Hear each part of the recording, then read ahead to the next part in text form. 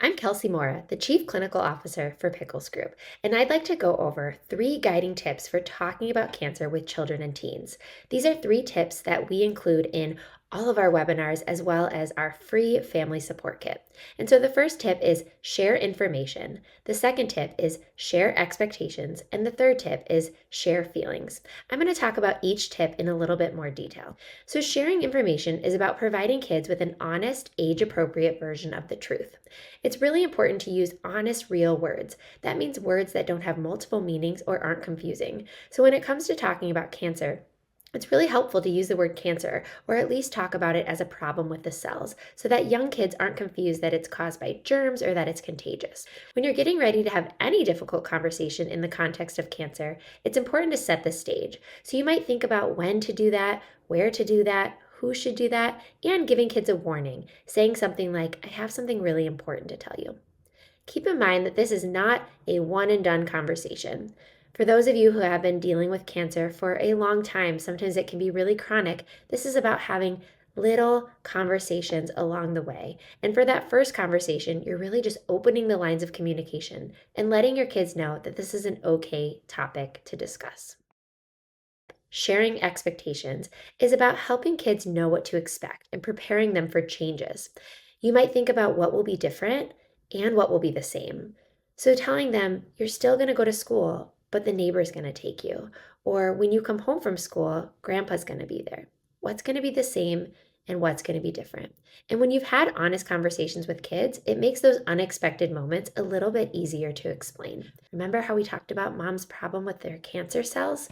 Well, she got a fever today and she had to go to the doctor. Instead of trying to figure out where am I going to tell them that they are, because they already know that this cancer thing is going on. It's really important to provide kids with choices. And what that does is it gives them a sense of control when things feel otherwise very chaotic and out of their control. And that can be something as simple as, do you want the red cup or the blue cup? Or do you want to do your homework now or in an hour? But it also might be about how involved they want to be with the cancer. Do you want to come see where I get my medicine? Do you want to draw a picture for dad? Do you want to visit? And then it's also really important to keep things consistent.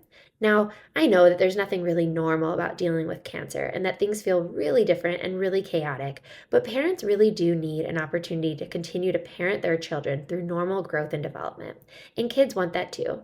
In fact, rules, routine, structure can actually help them with predictability and knowing what to expect. They need a sense of purpose and stability, but maybe just with some extra support and accommodations. Last tip is called sharing feelings. And so I often hear from parents that I have to be strong for my kids or I can't let them see me cry. And the reality is that it's really normal and natural to have a range of emotions when it comes to dealing with cancer. And so this can actually be an opportunity for you to model for your children different ways to feel, express, and deal with emotions, both the good and the difficult. So increase communication about feelings. Start by saying, I feel blank. I feel sad. I feel disappointed. And then explain why. I feel sad because dad's in the hospital. And then what are you going to do about it? The what are you going to do about it might be, and I'm going to take a break. I'm going to take a breath. I'm going to take a walk, or I'm going to call him and write him a letter. So it could be actionable or it could be self-care.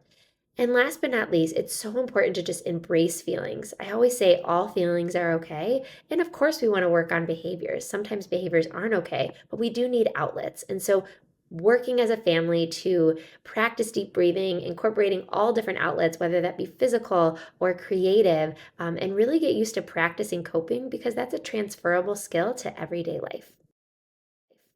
Summarize, Pickles Group has 3 main tips for talking with kids about cancer. The first is sharing information. The second is sharing expectations. And the third is sharing feelings. We believe that when kids are provided with honest and age-appropriate information, coping skills, and a connection to peers, that they can have positive experiences despite having a parent regarding with cancer. We'd love to have you join our youth programming. You can visit us at picklesgroup.org. Thanks so much and take care.